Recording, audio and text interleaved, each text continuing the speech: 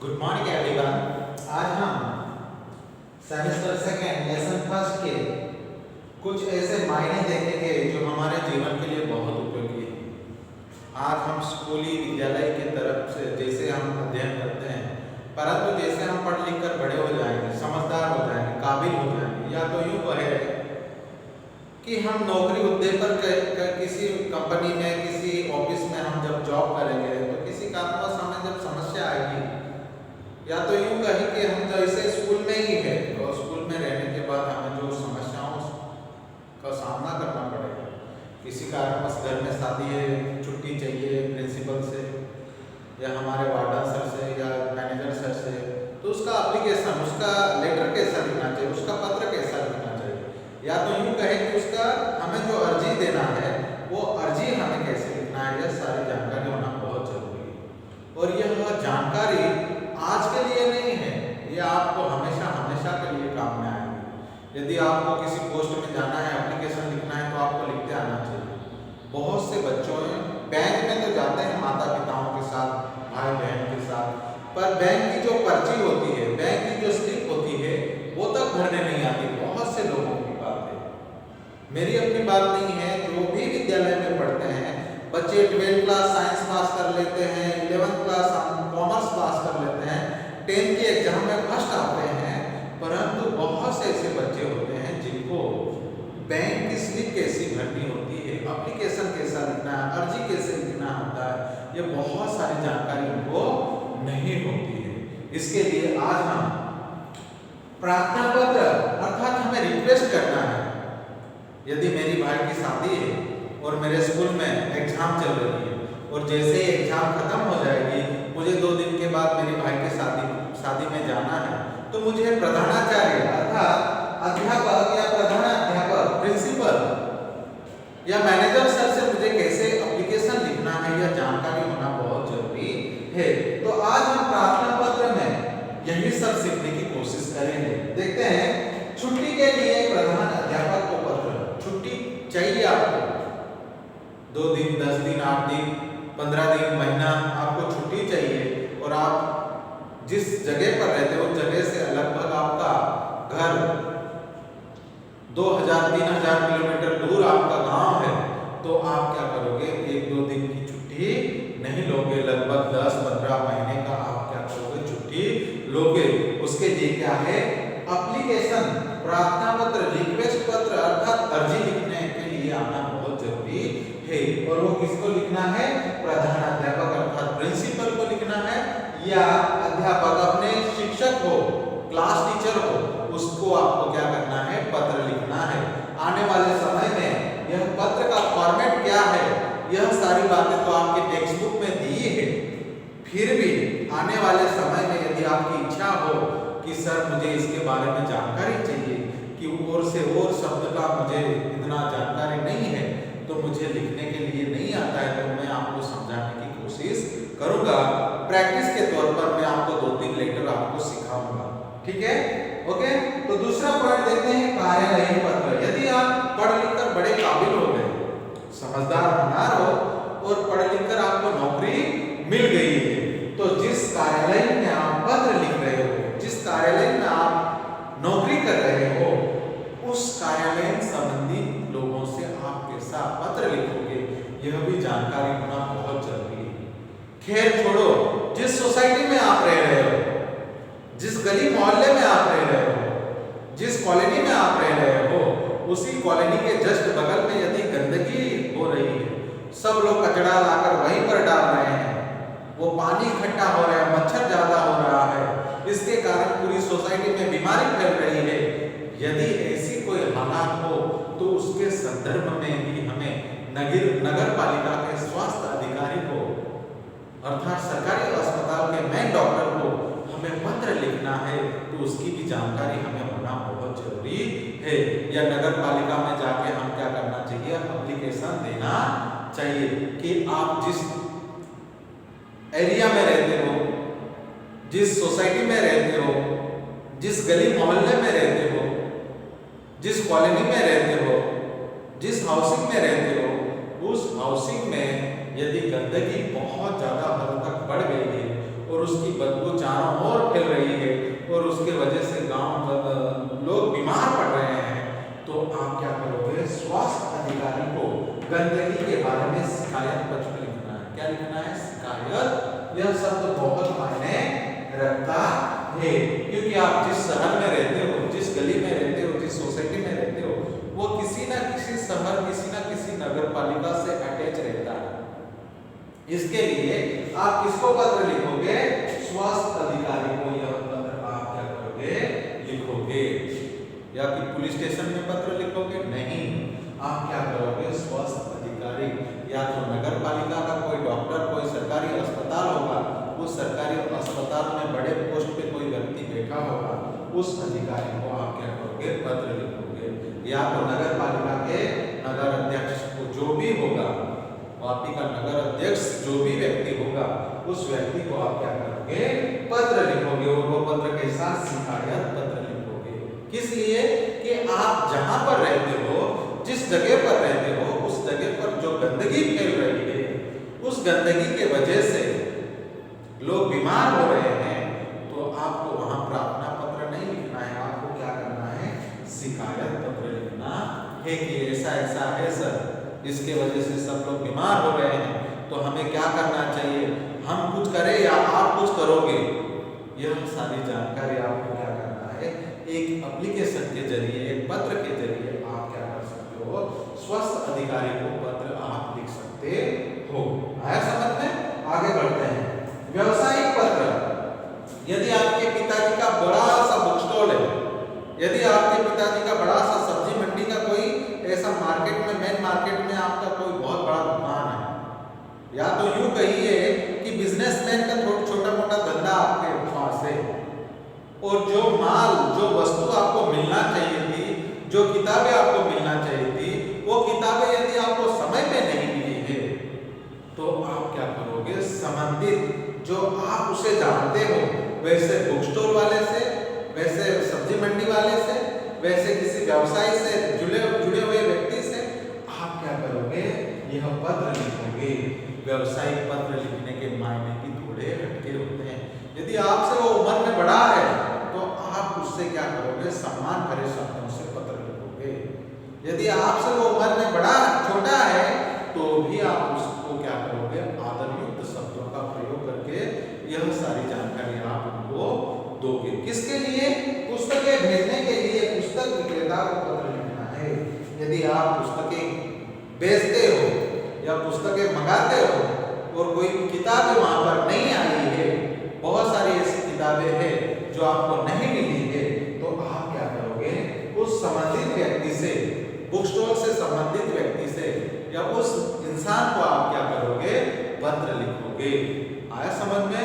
आने वाले समय में इसके बारे में भी आपको जानकारी चाहिए, तो अपने टेक्स्ट बुक में इसकी छोटी सी जानकारी दी गई है, और वो पढ़ोगे तो आपको जरूर समझ में आएगा। लास्ट पॉइंट हमारा ये होता है कि डायरी लिखना। वास्तविक डायरी यह जो शब्द है, यह इंग्लिश शब्द है, इंग्लिश वर्ड है, परंतु बोलचाल में हम इसका उपयोग बहुत बड़ी तादाद में हम करते हैं। डायरी लिखना, बहुत सारे बच्चे छोटी सी उम्र में ही डायरी लिखना प्रारंभ कर देते हैं। आप यकीन नहीं करोगे, डॉक्टर एपीजे अब्दुल कलाम जब पढ़ते थे, तो उन्होंने 3 कक्षा में पढ़ने के बाद जब पढ़ रहे थे, उसी समय उसके टीचर ने उनको समझाया कि बेटा हमें क्या करना चाहिए, हम दिन भर क्या क्या करते हैं, अच्छा काम, बुरा काम, जो भी करते हैं, हमें क्या करना चाहिए? एक पन्ने पर सोते वक्त हमें क्या करना चाहिए? सोने से पहले उतार कर हमें सो जाना चाहिए, ताकि इससे क्या होता है? हमारी जो दिनचर्या होती है, दैनंदिनी होती है, जो रोजनिशी होती है, उससे हमें पता चल जाता है कि हम रोज कितना गलत काम करते हैं और कितना अच्छा काम करते हैं। जब दूसरे दिन हम अपनी जिंदगी की शुरुआत करते हैं, तो हमारे दिमाग में वो बात याद रहती है कि कल मैंने ये गलती की थी, ये गलत काम किया था।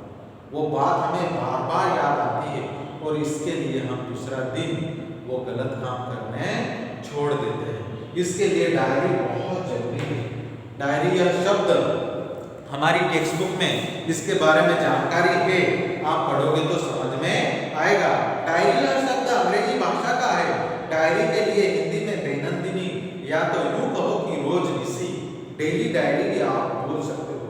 दैनिकी आदि शब्दों का प्रयोग किया जाता है। डायरी में निजी जीवन में प्रतिदिन घटित घटनाओं का लेखा जोखा रखा जाता है। मैंने आपको शुरू में कहा कि आप दिन भर क्या कर रहे हो, आप अच्छा काम कितना कर रहे हो, आप बुरा काम कितना कर रहे हो, लोगों की सहायता कितनी कर रहे हो, लोगों की भलाई के काम कितने कर रहे हो। यह सारी जानकारी आप सोने से पहले जब आप अपने बेड पर जाओगे, बैठोगे, तो एक पन्ना लेना है और आपको क्या करना है, वो सारी जानकारी आपको लिख के रखना है। यदि महान व्यक्ति बनना है तो ऐसी छोटी मोटी बातें आपको करना बहुत जरूरी है। यही छोटी मोटी बातें आपको क्या करेंगी, एक दिन महान इंसान बनाएगी। परंतु हम कब, जब करेंगे तब यह सारी जानकारी हम प्राप्त कर सकते हैं। किसी व्यक्ति के जीवन में घटित घटनाओं का, कार्यों तथा तथ्यों की जानकारी प्राप्त होती है और हम जिससे ही किसी महान व्यक्ति की डायरी पढ़ने की कोशिश करते हैं, तब जब हम उनकी छोटी सी बात पढ़ लेते हैं कि इन छोटी सी बात की वजह से वो इंसान इतना बड़ा महान हो गया, तब हमें पता चलता है कि यार इससे तो मैंने बड़े बड़े गलत सलत काम किए हैं। वो इंसान इतनी छोटी गलत काम की वजह से इतना बड़ा महान हो गया, तो मैंने क्या किया है, मेरे जीवन में कितने बड़े बड़े गलत काम किए हैं। फिर वो लड़का हो या फिर वो लड़की हो, फिर वो मम्मी हो या फिर वो पापा हो, भाई हो या बहन हो, सगा हो या संबंधी हो, इंसान गलतियों का पुतला है और जाने अनजाने में उससे गलती हो ही जाती है। इसके लिए हमें उस गलती का एहसास सोने से पहले हो जाना चाहिए। पर मैं नहीं करता, आप नहीं करता, कोई नहीं करता, यह समझ के सारे संसार में से 100% में से 10 लोग आपको मिलेंगे जो अपनी डेली डायरी लिखते हैं। अच्छा बुरा का वो क्या करते हैं, सोने से पहले ख्याल करते हैं। इसके लिए डायरी लेखन का बहुत महत्व है अपने जीवन में यदि कुछ बनना चाहते हो। डायरी में व्यक्ति घटित घटनाओं के साथ साथ अपने मन में उठी प्रतिक्रियाओं की अभिव्यक्ति भी अंकित करता है। इसीलिए उसमें वैयक्तिकता होती है और उसमें सत्य बातें लिखना बहुत जरूरी है। नहीं तो किया कुछ और लिखोगे कुछ और तो क्या फायदा। जो आप कर रहे हो वही लिखना बहुत जरूरी है, क्योंकि डायरी अपने जीवन का एक दर्पण होती है। जैसे सुबह सुबह उठकर हम अपना थोबड़ा अर्थात हम अपना चेहरा आईने के सामने देखते हैं, तो आईने में अपना प्रतिबिंब जितना क्लियर, जितना साफ सुथरा दिखाई देता है। यदि गाल पर कोई चीज पड़ी हो, लगी हो, तो वो आईने में जिस प्रकार दिख जाती है छोटी सी चीज, उसी प्रकार हमारी डायरी अपना दर्पण होना चाहिए। जो भी बातें हैं वो सारी की सारी बातें हमें क्या करना चाहिए, लिखना चाहिए। नहीं तो करते कुछ और हो और लिखते कुछ और हो, तो इससे कोई तथ्य, इससे कोई बात नहीं बनती। डायरी प्रतिदिन, साप्ताहिक, प्रेक्षक, पाक्षिक अथवा मासिक लिखी जा सकती है। आप यदि माइंड आपका बहुत अच्छा है तो आप हफ्ते में एक बार डायरी लिख सकते हो, महीने में एक बार लिख सकते हो। यदि आपका माइंड वैसा ही है मेरे प्यारे बच्चों, तो आप प्रतिदिन यह डायरी आप लिख सकते हो। डायरी लेखन की विशेषता क्या होती है, मैंने लिखा है वो डायरी लिखने की विशेषता क्या होती है। डायरी लेखन में निम्नलिखित गुण होने आवश्यक है। डायरी लेखन में क्रमबद्धता होनी चाहिए। यदि आप डायरी लिख रहे हो तो उसमें क्रमबद्धता आनी चाहिए कि कल डेट ये थी, तो परसों ये थी, नरसों ये थी, इसमें क्रमबद्धता आनी चाहिए। विचारों का मेल जोल होना चाहिए। हमारे जो भावनिक विचारों में हम खो जाते हैं, उसकी बहुत सारी बातें हमारे अंदर होनी चाहिए, क्रमबद्धता होनी चाहिए। हम जो लिख रहे हैं वैसा वर्तन हमारा होना चाहिए, हमारी सोच ऐसी हमें होनी चाहिए, हमारी बोली ऐसी होनी चाहिए, यहाँ तक कि हमारे संस्कार वैसे होना चाहिए। लिखेंगे कुछ अच्छा और करेंगे कुछ बुरा, तो इससे कोई महत्व नहीं है। इससे दूसरा पॉइंट देखते हैं। इसमें लिखा गया विवरण संक्षिप्त, सारगर्भित तथा वास्तविक हो। देखो 3 शब्द यहाँ पर लिखा है। इसमें लिखा गया विवरण जो भी आप लिखोगे वो संक्षिप्त मतलब छोटा होना चाहिए और मीनिंगफुल होना चाहिए, अर्थपूर्ण होना।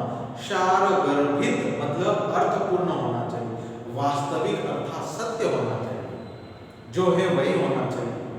झूठ मूठ का कुछ भी लिखोगे, मैंने 1000 रुपया दिया और 10,000 रुपया लिखोगे, गरीबों में दान आपने 1000 रुपया किया और लिखोगे 10,000 रुपया दिया, तो यह कोई मायने रखने वाली बात नहीं है। यही झूठ आपको नीचे गिरा सकता है। इसके लिए सारगर्भित वास्तविक होना चाहिए और वह सत्यतापूर्ण होना चाहिए।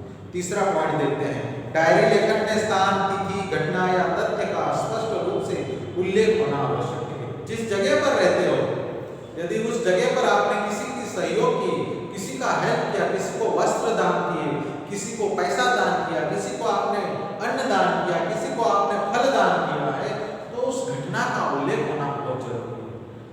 यदि आप थोड़ी बहुत डॉक्टरी जानते हो तो किसी मरीज के ऊपर आपने फर्स्ट एड लेकर उसका मलम पट्टी किया अर्थात ड्रेसिंग किया उसके, तो यह सारी जानकारी आपके अंदर उस डायरी में होनी चाहिए।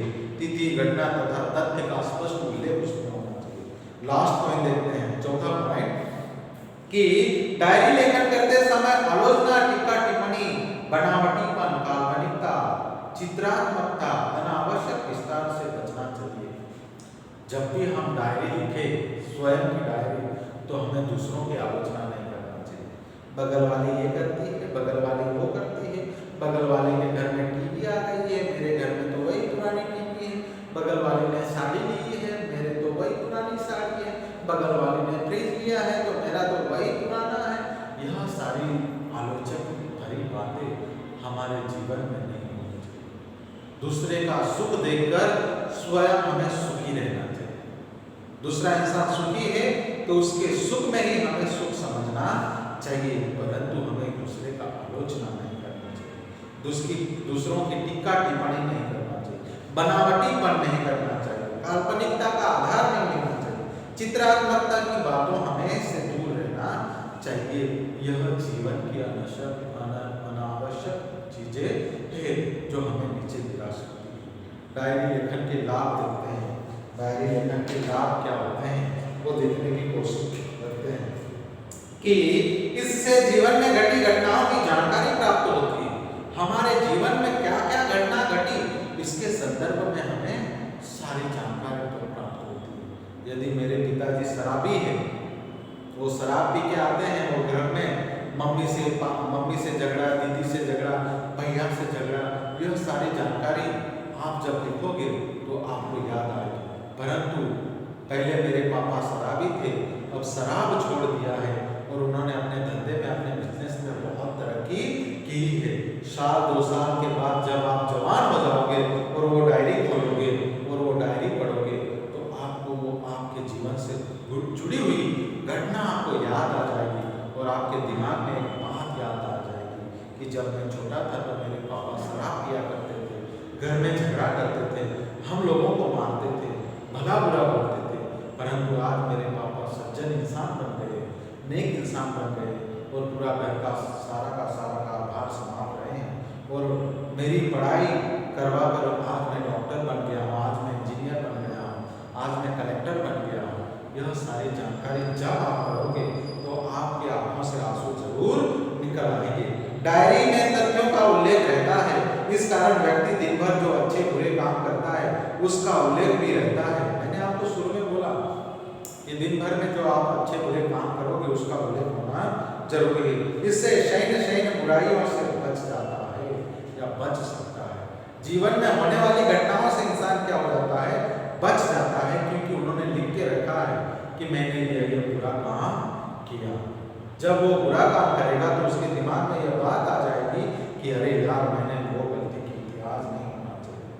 लास्ट पॉइंट देखते हैं, डायरी ही ऐसा दस्तावेज है जिसे पढ़कर किसी व्यक्ति के जीवन के पिछले अनुभवों तथा घटनाओं की जानकारी प्राप्त कर सकते हैं। और डायरी ही एक ऐसी चीज है, क्या है, डायरी ही एक ऐसी चीज है जिससे हम पिछले जीवन में घटी हुई घटनाओं, अर्थात जब मैं बाल्यकाल में था तो मेरे जीवन में जो जो घटनाएं घटी, यह सारी जानकारी आपको मिल सकती है और वो भी आपको एकदम आलोकित कर सकती है कि मैं बचपन में ऐसा था।